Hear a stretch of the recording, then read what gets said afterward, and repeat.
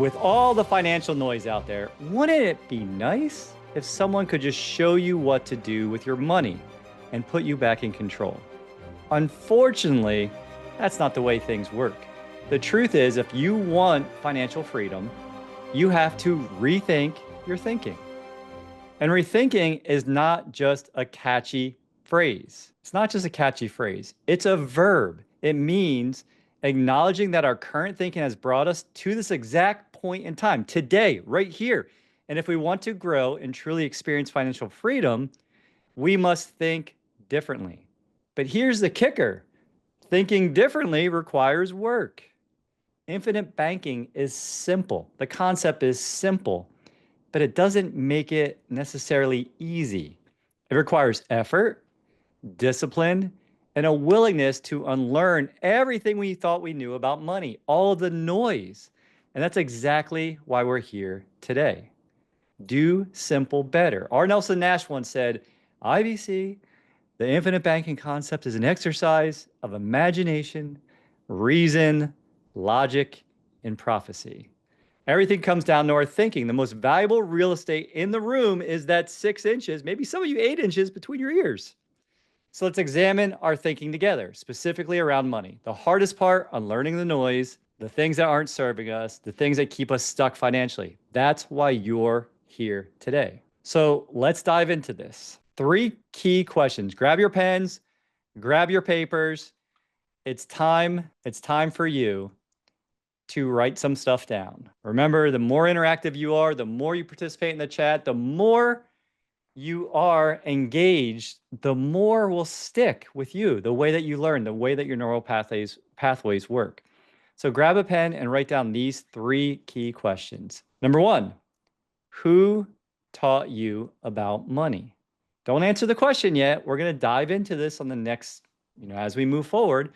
But just think, who taught you about money? Where did you get your money or financial philosophy from? When did you establish it? Where did you get it from? And when were you taught about how money actually works? Everyone got those 3 questions?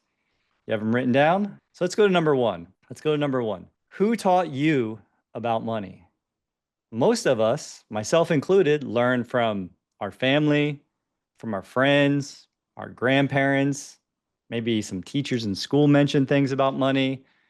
Maybe we heard it around the water cooler playing sports. Maybe we heard it from a pastor, from a minister. Maybe we heard it from the news, from the TV, and the media and the struggling. The truth is, a lot of our financial advice is coming from people who are not financially successful. We're taking advice a lot of times from people who are not making more money than us, and they haven't figured it out. They don't have passive income. And when we take advice from those folks, how is that going to turn out?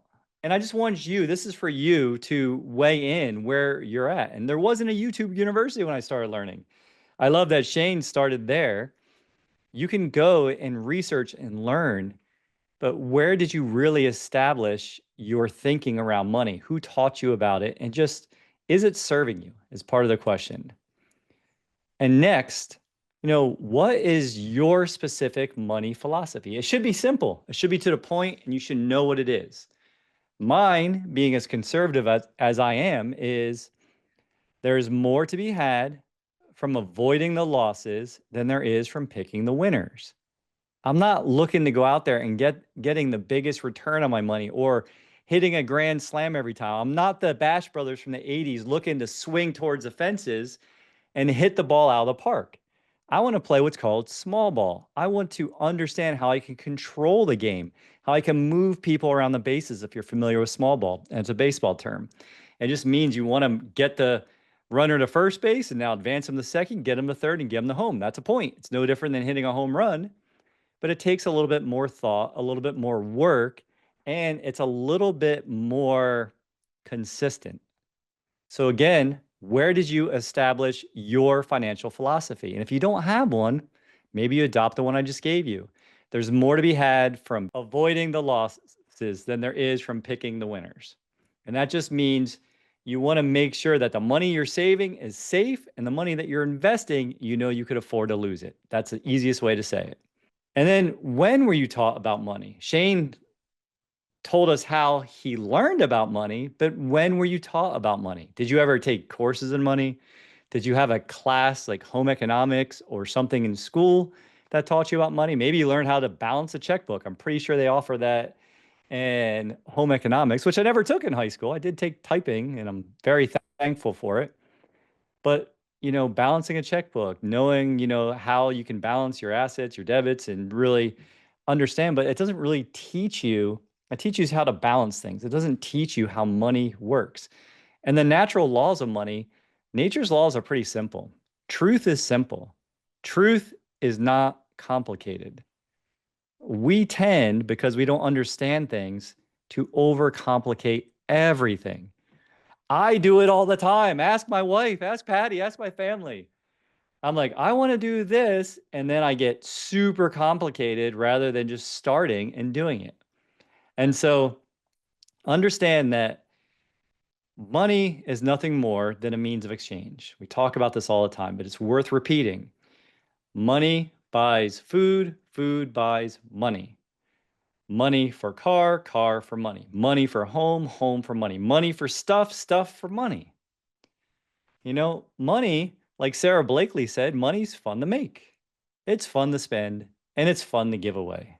It's nothing more. It's a means of exchange. It's a value exchange. And so when we understand that money that's in motion, money that is working for us, makes more money. It's a simple law. It's like water. Water that is stagnant and stale is not water you want to drink or eat fish from. You want a fresh stream running into that lake. You want it to come from a river. You want it someplace where there's movement, where nutrients are moving, where things are moving, where it is staying fresh. It's the same thing about money. And, there's the wisdom of the wealthy. Like you have all of these different books, whether it's Think and Grow Rich, it's talking about your thinking, which is what we're talking about today. It doesn't say do work and grow rich. It doesn't say learn and grow rich. It says think. Thinking as a verb. You're thinking and you're growing rich. You're thinking about what it is, what is possible for you, where can you go, what do you want?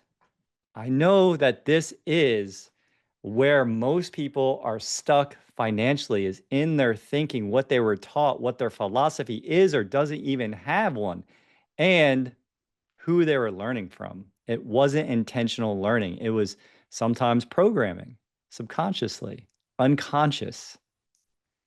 And so the IBC spectrum. Now, again, this is about your journey. So far, we're just talking about our thinking. We're talking about rethinking our thinking. We're talking about how we learned about money and who we learned it from and what do we believe. So now there's a spectrum. And I talked to people today that showed me this spectrum. People are either at the way far one side of things where right now they have fear. This is what they feel about infinite banking. They have fear around money. They have fear. I'm barely getting by. One wrong move and everything falls apart. Everything. Be devastating. What if I lost my job? What if I wasn't able to work? What if I was hurt? What if, and they're just, and what, I couldn't pay the bills. I couldn't provide for my family. I couldn't protect my family. And that fear, that anxiety, that stress. Look at our current situation in the US. Look at the market. Look at the debt. Look at how much student loans. And if we look while we, the people, are suffering, who gets to keep making money off of our suffering? Is it us or is it someone else? Is it the government? Is it Wall Street? Is it, Wall Street, the government, the banks? They're the ones that are winning when we suffer. That doesn't feel right. I think a good system is one where everyone thrives, as long as you're willing to do the work.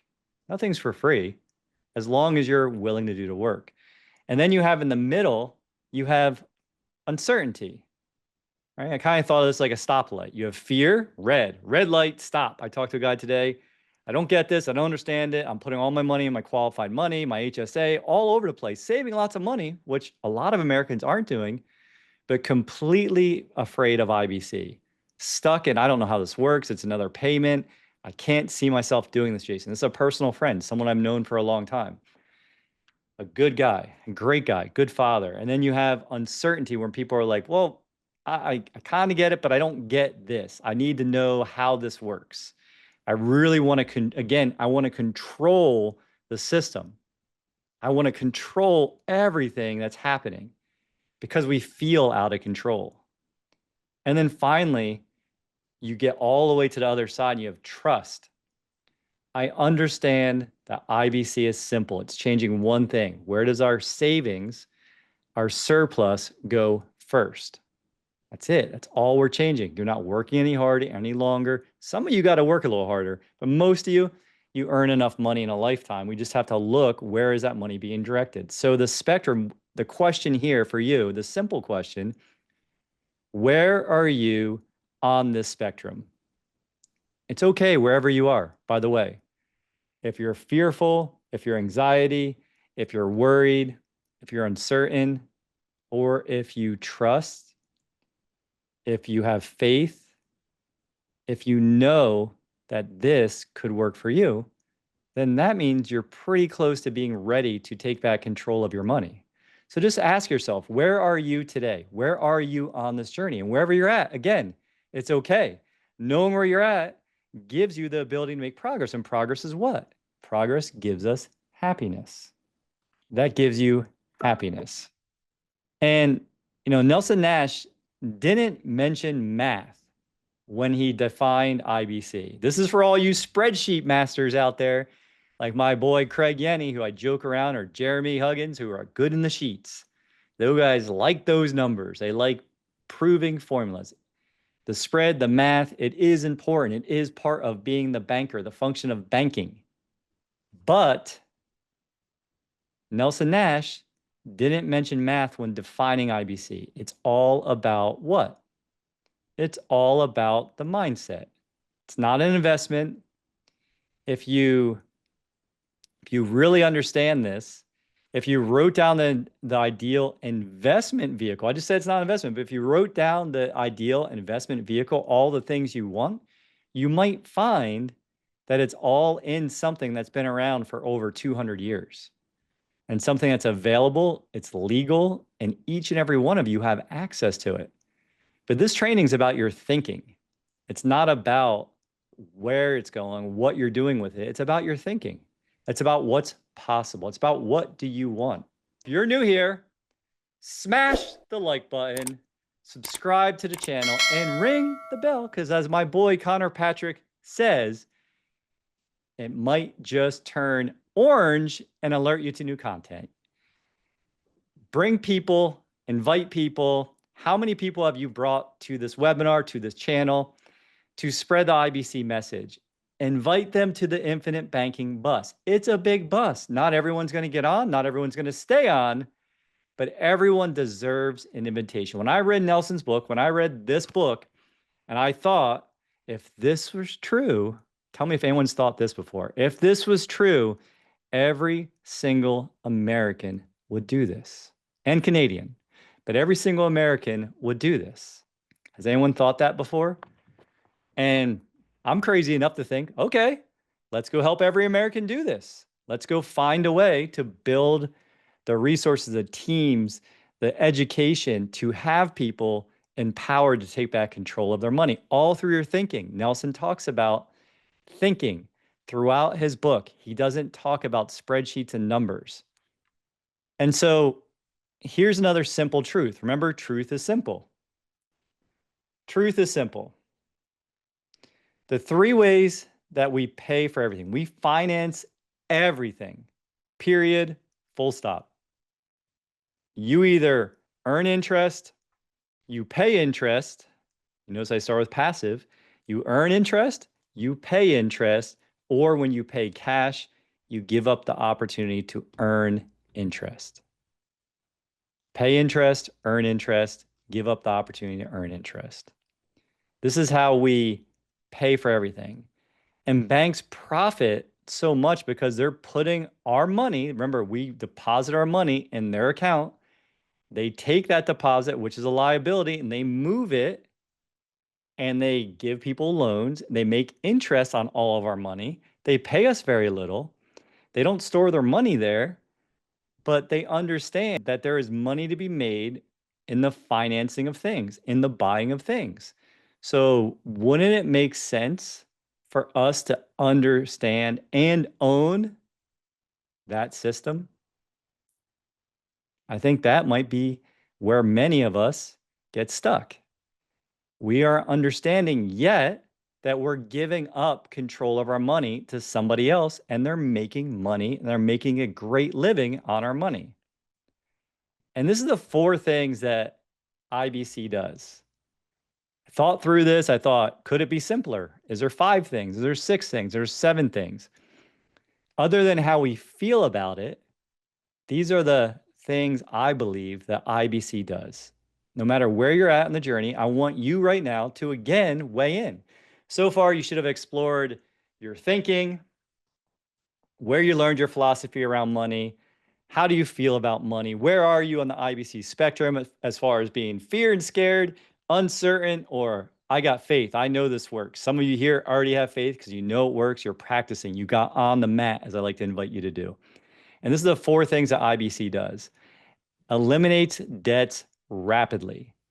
Why? Because we're focused on the debts and we're able to use our system because we're changing where the money is going first to our system before it goes to the debt, and then we pay ourselves back like we show this in our training. And then it builds an opportunity fund as you've put your savings into your account. Remember changing the one thing, and you've taken over a debt and now you're just paying that debt back to your system. You're building up an opportunity fund for other things that you will need to buy or want to buy in your lifetime. Finally, the next one is it's going to create passive income. Remember, there's only 2 ways that money works, or there's only 2 ways to earn. And I'm going to talk about this a little later, but it's man makes money or money makes money. When you get to the third part, passive income, which Nelson replaces retirement with passive income. Why? Because we're not looking to necessarily retire, stop doing the thing we're doing, to stop contributing to society. We're looking to do what we want to do. We're looking to do the things that we have passion for and to have enough money coming in that we can keep doing those things, passive income.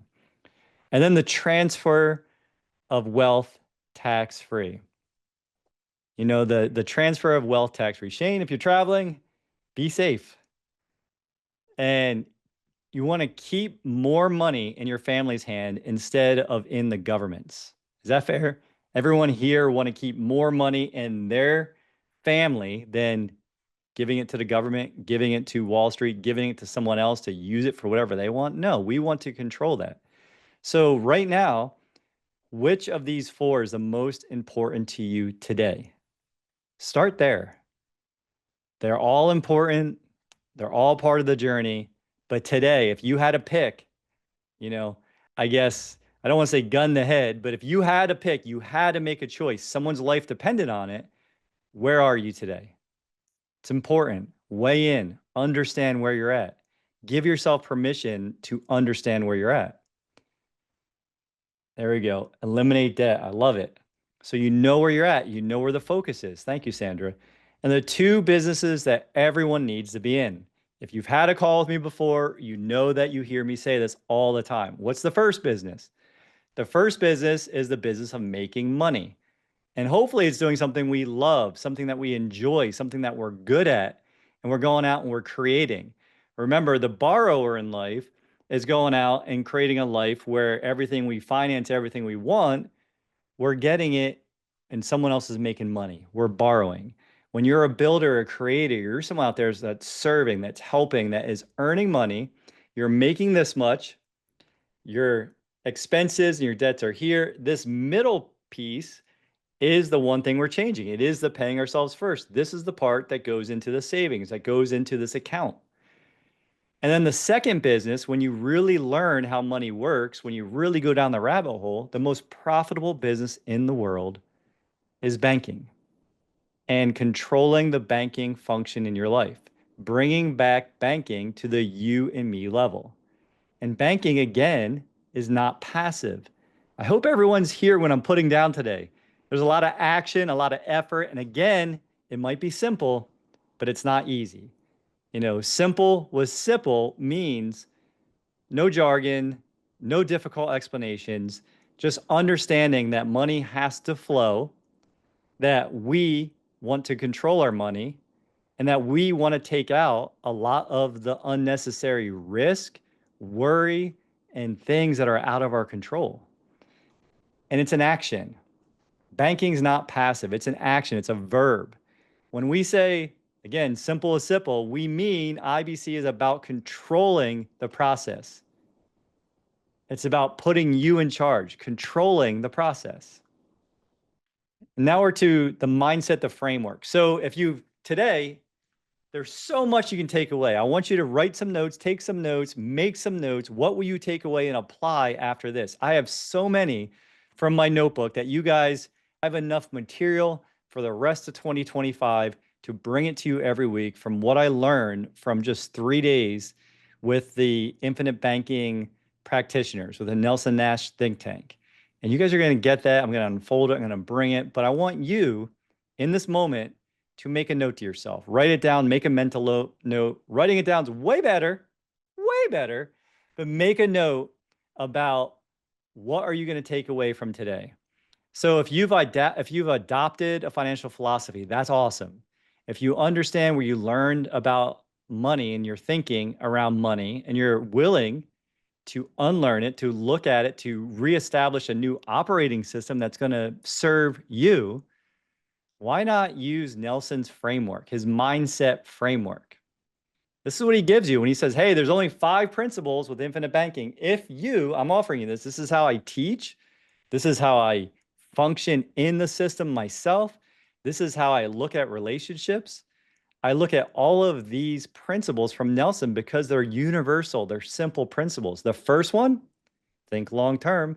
Nelson would say, think long range. And where did that come from? From him being a forester and thinking in plots of 40 years, 30 years, 20 years, 10 years. Like, it wasn't what most of us think. Most people are worried about the next hour, the next few minutes, the next day, the next week, maybe the next month, the next year. They're not thinking in terms of decades and centuries.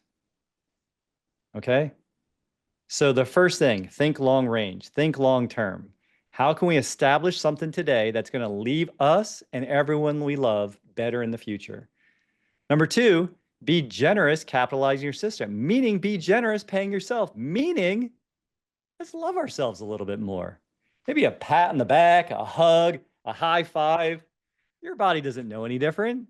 If no one's giving you a hug today, give yourself a hug. But be generous paying your system.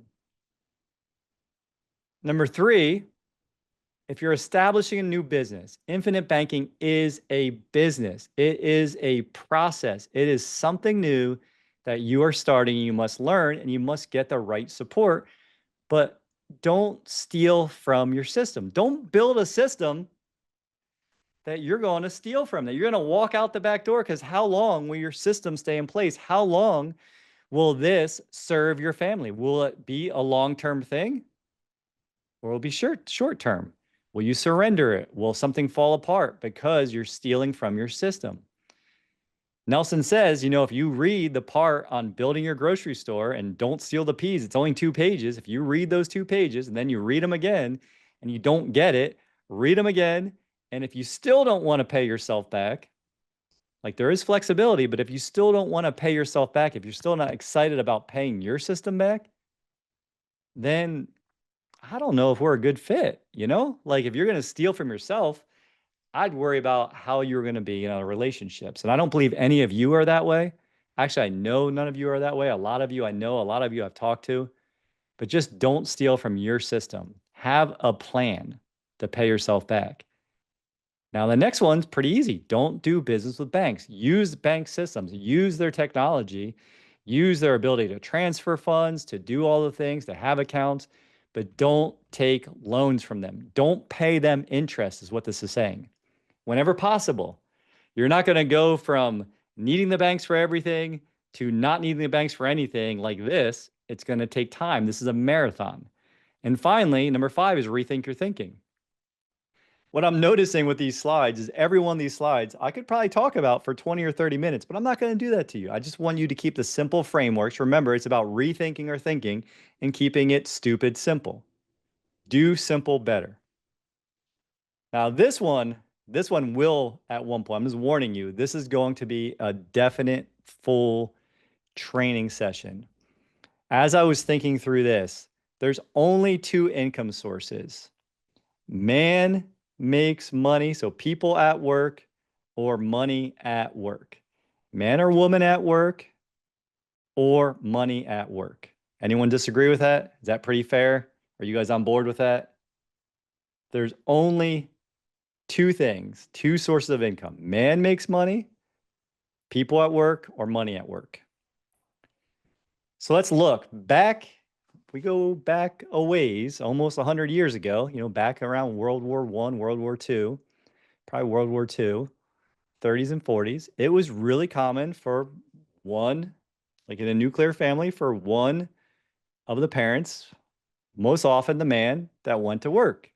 He'd work outside the home, he'd earn money, he would do the things that men do, right? We get to what? Provide, protect, and if we do those well, what do I like to joke around about? We get to procreate, we get to create. So man was going out and it was man at work. And the woman stayed home and she did the hard things. She took care of the family, took care of the home, made sure everyone was eating healthy and they had a nice warm meal, made sure that the kids were getting their values that the family wanted them to have, both spiritually and both family values, good solid values. And then somewhere in the 60s and 70s, things started shifting to more equality. And I get all that. I'm not saying this is wrong. I just want you to think about the time frames and think about what happened, and maybe you make your own connections. But the 60s and 70s, we start moving towards more equality, more women in the workplace. So now it's man at work, woman at work, and we still don't have money at work. And then you get to the 80s, right? The 80s and the 90s, which was a lot of my childhood, being born in the 70s. But my childhood was the 80s. So now I got mom and dad working, and there's no money at work. It's just mom and dad at work. And things get more tight, things get more stressful, things are more expensive, taxes are going up, inflation's going up.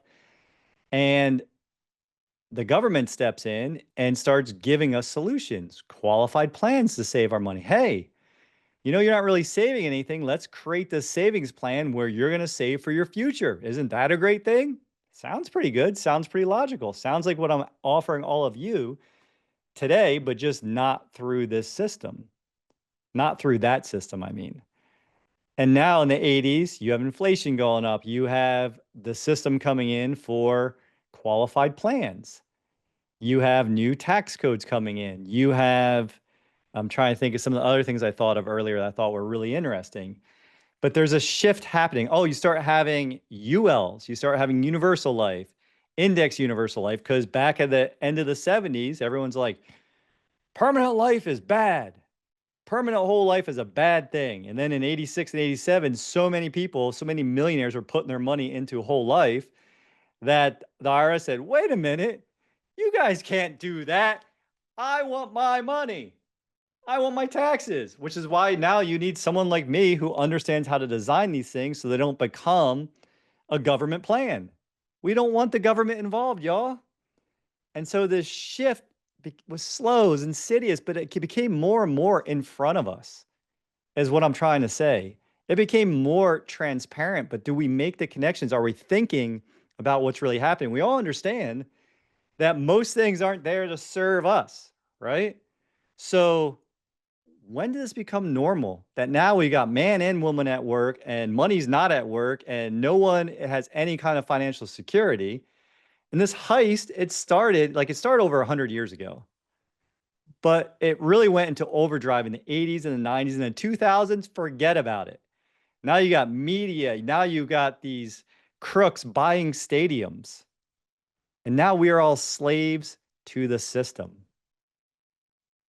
I know that's a tough word, but by the 2000s, the retirement plans and other market dependent vehicles took over. The game was a heist. It became siphoning the money out of the middle class.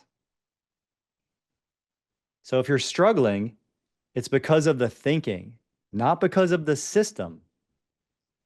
That's the opportunity here. So if you knew, we're going to call it passive income time because I don't believe in retirement. I'm just offering maybe adopt this frame. It'll serve you.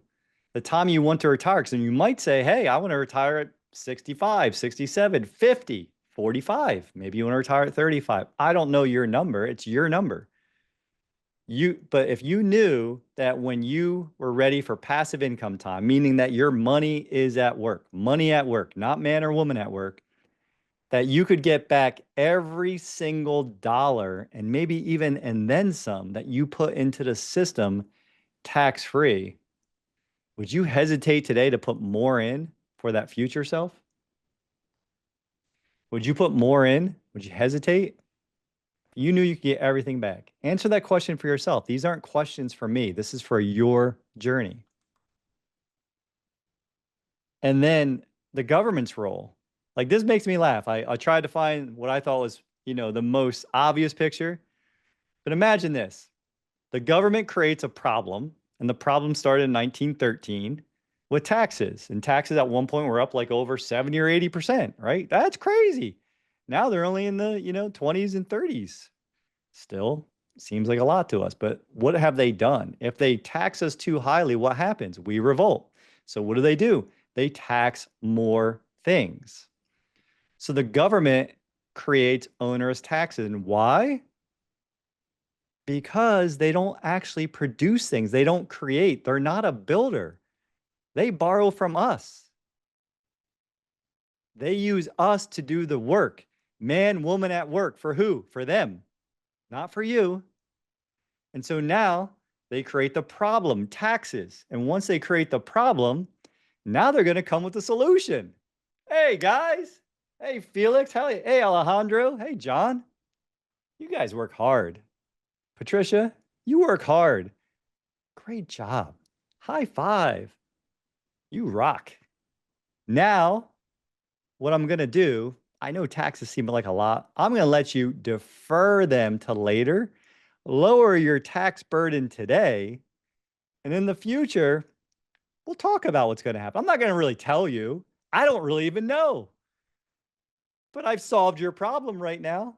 And then you have other plans that are put in place and other plans. So if the government creates the problem and they're offering the solution, the government could just say, I'm not going to tax you anymore. Do you think they'll ever do that? Not lower them, not change, not tax less things. Just say, guys, we were wrong. We should have never started taxing you to make our money. We understand. We'll go make money. That will never, ever, ever happen. Not here. Not here. So where should wealth reside? Again, it's about our thinking today. If you guys love real estate, it's awesome. Real estate's a great place to have your money make money.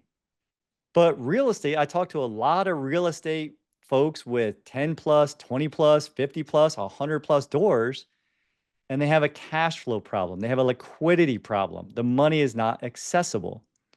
The market, man, did you see the market yesterday? I don't even follow the market, and people are sending me texts about it. Jason, look, you asked me the other day, do I know where the market's going to be when I'm going to retire? And I get a picture of seeing the market go, shoo. And I'm just like, you got to talk to my boy, Chris Noggle. That guy has been telling us about the inverse curve for months and telling us what's going to happen.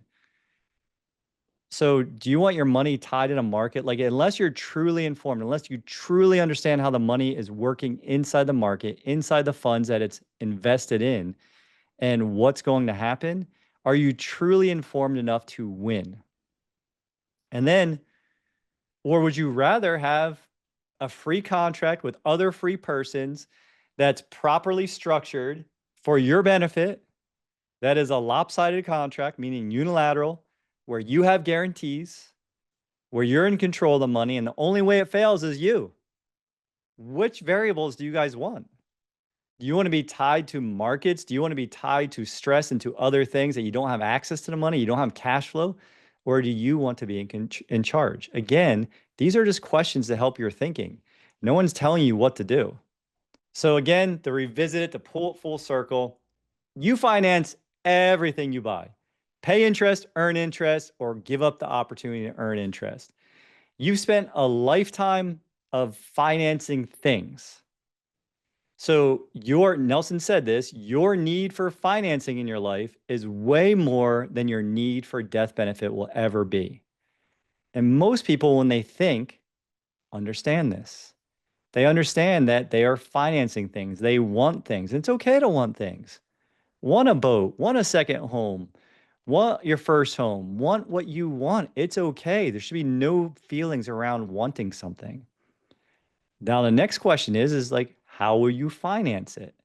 And if you understand that your need for financing far outweighs your need for life insurance to the point where at some point the underwriters are going to say to you, I always ask you guys, can you put more than 12 ounces in a 12-ounce mug?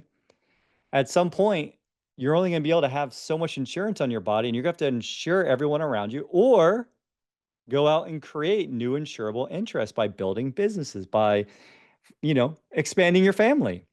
We know families. I interviewed a guy who's partners with family bankers who have been banking for a long time, for multiple generations. He's a third generation banker. They have 70 banking policies, and everyone at the age of 25 has the opportunity to access that opportunity fund if it aligns with what the values are of the family. They are controlling their wealth. That's the waterfall method. That's more advanced, but this is the path that we're all on. So every time I'm here with you guys, I'm so grateful. And if you want to know more, if we haven't already talked, you want to schedule a call with me, watch my full presentation that'll support your journey prior to our call, you can do that by just scanning that. So I want you to be blessed. Again, subscribe if you're new, smash the like button, ring the bell, it might turn blue. I'm inviting you to invite others to this training. We have covered your thinking, where you got your thinking, why you're thinking the way that you are, and what it's brought to you, and I've offered you a new path forward. Rethinking your thinking and doing it through the verb, the action, the movement. You have learned that we have been groomed to give up control of our money. And until we see that problem, we will remain slaves to a system that we do not control. And we got to ask ourselves, who cares, or ask yourself, who will care more about your money than you? Isn't it time to rethink your thinking and work towards your life as a builder, breaking free from being a borrower? If you want to know more, schedule a call with me and watch my full presentation to support your journey prior to our call. Be blessed. Subscribe if you're new. Smash the like button, ring the bell, and be alerted to new content. I'm going to see you guys in this next video. Invite others to join the Infinite Banking Bus with you. There's plenty of room, and I know you will be the biggest blessing to the person that you invite. If you've trained, you know you need to do this, but have questions, schedule that call with me by scanning the QR code at the end of the training and watching the full presentation, reading Nelson's book, this one, Becoming Your Own Banker, and I'll see you guys in this next video where we're always helping you rethink your thinking, making it simple with Sipple so you can take back control of your financial future. God bless.